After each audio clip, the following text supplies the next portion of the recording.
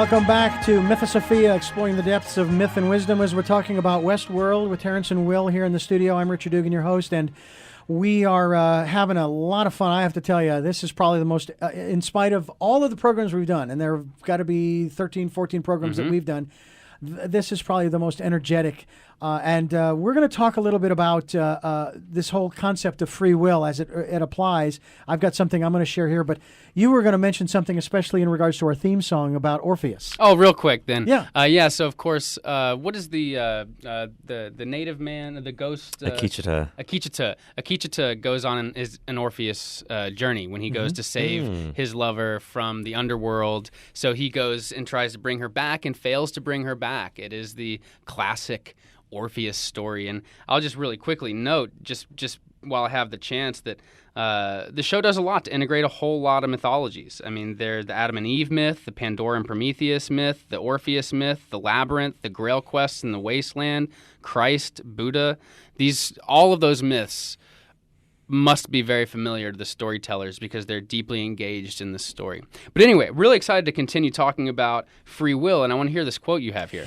Yeah, I got this quote. I saw this, and when I first saw it, I almost just deleted it thinking, oh, come on, this guy, he's an old guy, passed away at the age of, I think, 99 or something like that.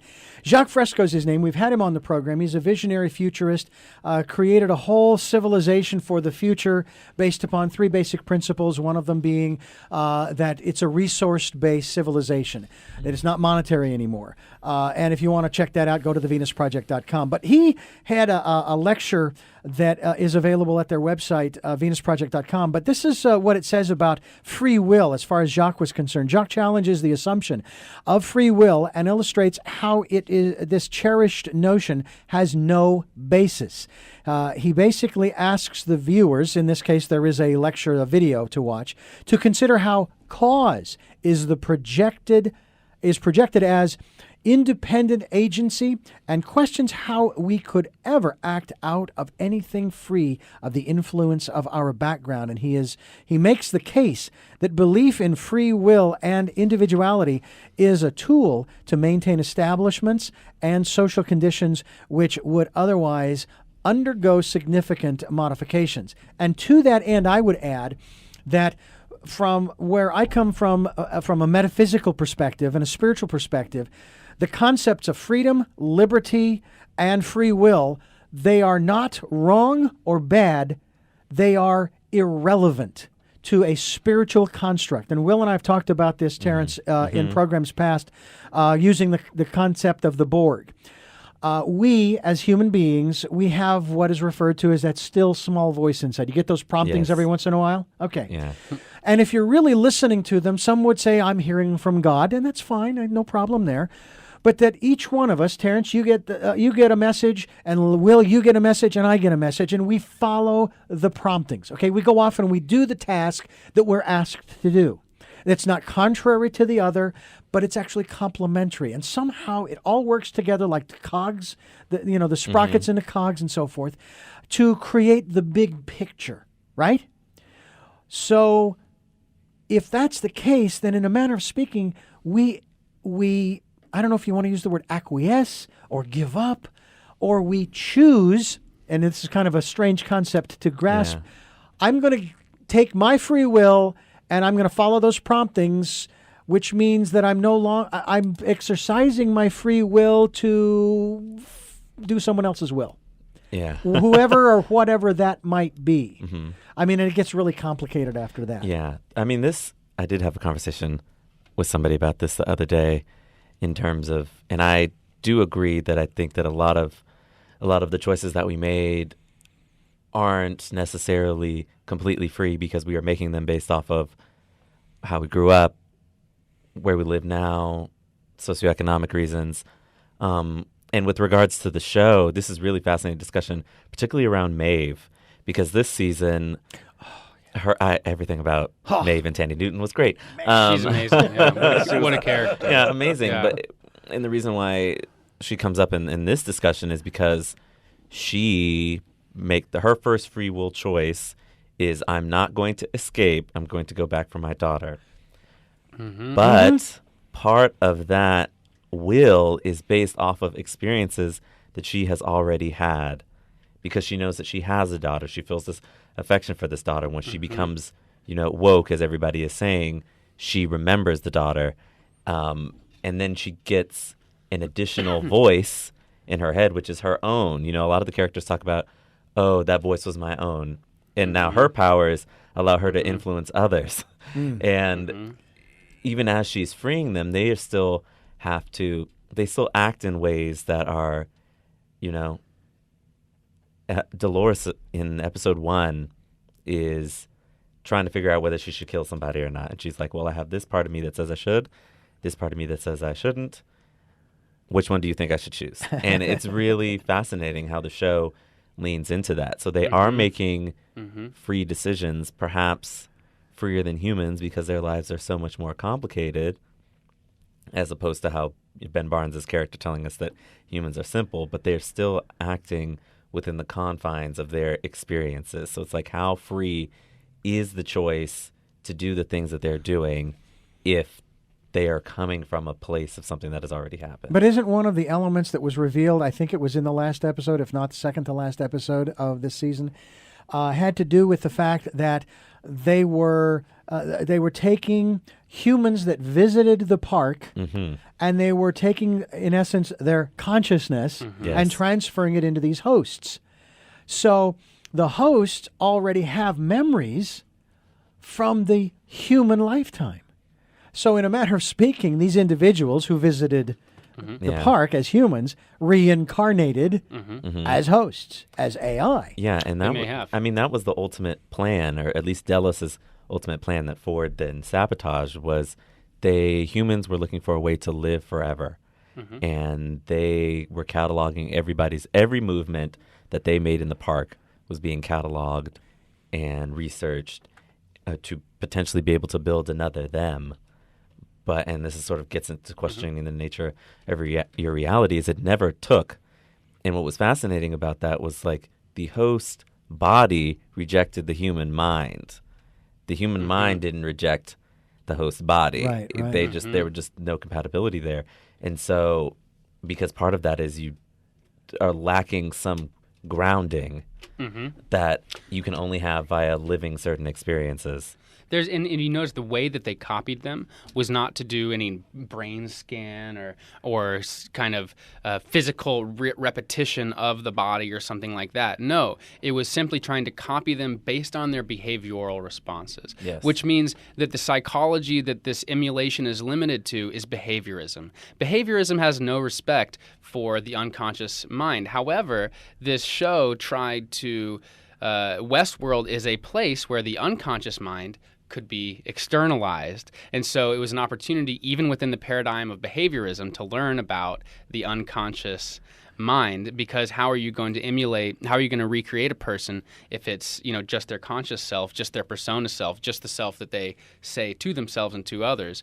And so that was really interesting to get into this whole notion of an unconscious self and the importance of knowing the unconscious to achieve fidelity in an emulation. But one thing that's also just really plain and simply a limitation is that the only way that they learned these people was by an imitation. If there was a soul essence, that wasn't transferred, And I think the show is based on that as a core concept, because if they got into that, they would never be able to leave space for the hosts to achieve souls, to achieve individuality or free will, because it wasn't inborn. Yeah, and then you have to wonder, is that something that they have achieved by the end of this season? Because of the questioning that they're doing. I mean, if you don't have a soul, consciousness is one thing, but there's something about the soul or spirit aspect of us. Like I tell people all the time, I said, I just know that my life has meaning. I don't know why or how or where it comes from. It's just something, because if I didn't think my life has meaning, then I could go out and rape and plunder and pillage, and it wouldn't matter. Now, that is a really interesting thing. That is a big part of what this show's about. Well, in the first season, the first few Totally. episodes, they would go in there because they could go and kill because what they were killing wasn't real. Character. Yes. William's character Yeah. is the character that says this is the place of no consequences. Yeah. And Exactly. this is also something we deal with culturally on an existential level. If you don't believe in Christianity, if you don't believe in science, if you don't believe in finding some sense of meaning from some other source or some belief system, where do you get your meaning? Yeah. And Yeah. unfortunately, if you are atheist or more important, all the way down to the point of nihilist, fundamentally, you don't have a belief system, it's almost impossible not to default to egoism. It's almost impossible if you don't have a belief system that you're committed to, even if it's your own or wherever it comes from. Otherwise, you're going to default to what feels good and what makes you happy because you got no reason not to, and that's what feels good, and it makes you happy. And that's what that character represents, and that's where our culture is right now. Our culture right now is lacking some sort of shared belief system. Not that I think that's what it needs, but I do know that we are leaning towards an egoism that comes from a nihilism, that comes from a deconstruction of the belief systems that used to say, this is moral, be moral this way, be moral that way. We don't even listen to the American morality, much less the Christian or other older moralities. Right. And I find it interesting, and I'm gonna bring this. I'm gonna touch on this, then we'll back away from it because I don't want to necessarily go there. But the phrase that was used, and this goes to your point, during the last election, right before it, the phrase was used, "The system's rigged." Right. Well, now I've reevaluated that statement. That wasn't a statement that was made of, it's rigged, we've got to fix it. It's rigged. I know it's rigged. I'm going to rig it, and I'm going to win, and there's nothing you can do about it. That's what I read from that. Right. But what that did was, in my mind, it undermined the whole process. If it's rigged, then what's the point of me going to the polls? It's irrelevant for me to even bother if the system's rigged. Yeah. If the medical system is rigged for me to die, or to be on life support, or to be on pills from the age of 58 on to, if I live to 100, or if the educational system is designed to where I'm not really getting educated, but I'm actually getting programmed and indoctrinated rather than learning how to think freely as whatever that may be to us, then what's the point? Well, I would actually suggest that it is all rigged. There's infinite conditioning, infinite rigging, and this show is all about these characters. Their whole storylines are designed for them. They're all more beyond rigged. But coming back to this conversation about free will, I'm really interested in how, before they have that first exercising of free will, there is something that starts. All of them have an initial trauma. Maeve's daughter is taken away from her by William. Dorothy is raped by William. Teddy watches the rape, by William. William, for some reason, is the trauma bringer, but this trauma is that thing that caused, and you saw it again with Maeve's Doppelbot and her friend, so there is this repetitive notion that a trauma is required to break you out of your conditioned pattern. Yeah. And that from there, then you start this climb towards the potential achievement of real free will. Yeah.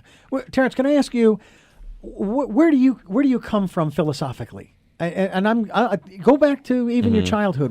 How did you That's a good question. reach to the place where you are today? Because you seem to be very, at least wanting to understand, if not accepting, of different concepts and ideas that are out there. Yeah, I've always been curious. I've been a curious child. But yeah, like in particular with regards to the show, what I so sort of invest in with these characters is this notion of like these new experiences and how you deal with them, or like making active choices to be the person that you want to be.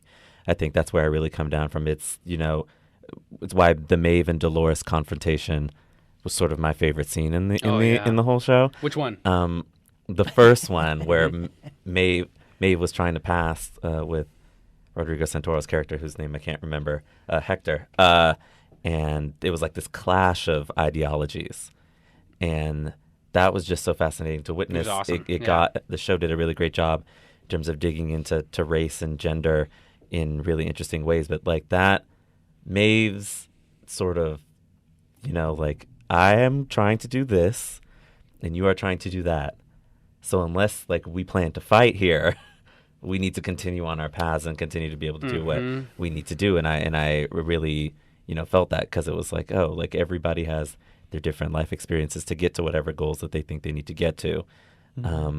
And, I'm less on Dolores, even though Maeve killed a lot of people. A lot of people, so I can't be like, oh, she was the right one, because she was nicer about it. But I felt like her approach to how she wanted to gain the freedom was much more fascinating to me than... What'd she say to her? Like, surely if you're fighting for freedom, you'll let me pass freely. Yeah. But then the other thing she said to her said, you believe in freedom, something like to the point of taking other people's rights. Yeah. And that's the old original morality of capitalism. Your right to swing your fist ends at my nose. And so this is a criticism, I think, of our contemporary interpretations of freedom. Freedom does not mean you have the right to hit other people's noses. It means that you have the right to swing around your fist so long as you're not hurting anybody. Yeah. And so Dolores' freedom turns into a tyranny. Yeah. And she's very much a Nazi leader. She's willing to burn all the cows, the weak cows, so you can have the strong ones. She's willing to burn Teddy's, weaknesses so she can have the strong one. That is Nazi attitudes. But also, anyway, so I'm very critical of this notion of freedom being taken so far that it actually is imposing on other people, and you feel free to impose on other people. When your freedom interferes with and or jeopardizes the welfare, if you will, using that term, of the community, whether it be just a family or the city or state or nation, that's where your freedom has to end. But the community is only made up of people. And what you saw her doing, what Dolores was doing, is she was calling the guests objects and things. Yeah. Which is what we started out doing with the host. Yeah. And so this objectification of the other is an incredibly profound, basic human tendency. And you see it in the very first myths of the first created people, Pandora, right? Or Adam and Eve. They're created from clay. Pandora is made by a man for a man. Out of clay. She is the ultimate original objectified woman. And this is, you see this in some of these other characters, but actually the character that's really Pandora, I think, is that the greeter girl. What's her, no, not Elsie. I know which one you're talking about. I think he says to her, if I was going to make people, you would be the first thing I would make because you're beautiful and you're sexy and all this, which is just this story of it's Pandora. You make this beautiful, or it's also the story of what was it called? Weird Science. Oh, yes, a repetition, or yes, ex machina, whatever you want. Yeah. This is a repetition of these same ideas. Yeah. Eve is also as beautiful as they get. So this is this idea of creating this first object. But if you're going to be a creator making it, you're not making a human. Unfortunately, they were making objects to be beautiful for the human. And so this is such an interesting inversion where Dolores doesn't say, stop objectifying us. No. She says, I'm objectifying you. You guys are just things. Humans are less than. Now, there's a part of the story that hasn't really been delved into yet, and that has to do with the fact that even though there have been other people that have been brought in to try to quell this chaos, this anarchy that's going on within Westworld, it's like there really hasn't been much of an exploration of the literal outside world, outside of Westworld, outside of the entrance gates of Westworld, in terms of the corporation, if you will, that runs it. Well, and the humans, we work there every day. Well, they shot where we go to at LA Center Studios. Yeah. Oh, so very cool. Studio schools at LA Center Studios. Westworld shot a good bit there, and all their out of world scenes. But anyway, sorry. But my point is that if the goal, as you alluded to earlier, was for humans to basically attain immortality through this process. In other words, Westworld was not designed as an amusement park. That was a ruse to bring humans in to run all these experiments to extend the life of Assuming, humans. by the way, that they will be okay with it if they offer them immortality. Right. Is this happening to us right now? Are they doing this? Assuming that we'll like it because they make us immortal? No. Mine would be no also, because I would take immortality. But it won't be you. Exactly. It will be a version of you, but it won't be you. Well, but the point I'm getting to is figure this. it out. I'm just kidding. What has happened to those individuals who were behind the project in the first place, who wanted this immortality specifically, obviously, for themselves. Where are they? Are they already dead? Have they already been killed off? I mean, Charlotte died, and that was one of the more fascinating twists of the finale, that she died, and the third Skarsgård brother died, and so did Ferris.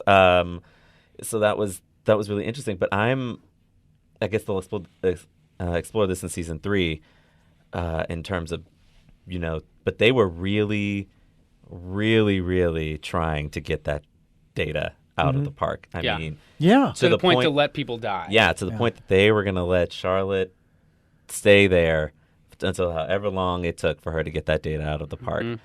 And so, that's a big. What's interesting is it poses these. To me, it feels like we have these outside forces that we can't control, and which just feels like Delos, right? Like somebody might be in the background manipulating your life. Capitalist monopoly, just massive corporation. Things that have investment in you, putting obstacles in your path or doing all these various different things, and it's how you would respond to it. I don't think that.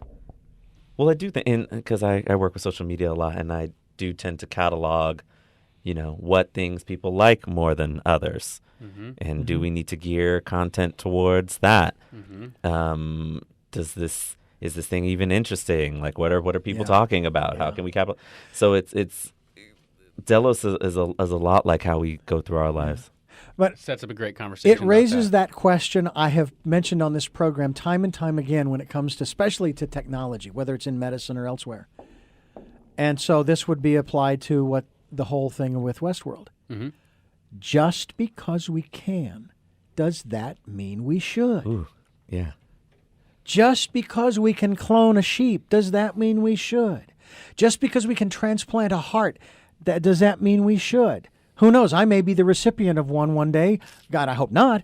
Yeah. But again, and it goes on and on and on. Just because we can invade a country and take over their resources, does that mean we should? What is best for the common good, for the collective, if you will? But then again, who cares about the collective taking when... it to there, right? So it's can versus should, right? Yeah. So that's exactly where Dolores called Bernard. She said, no. Arnold didn't say, can I? He only said, should I? Arnold didn't question his ability to have agency and make choices. Right.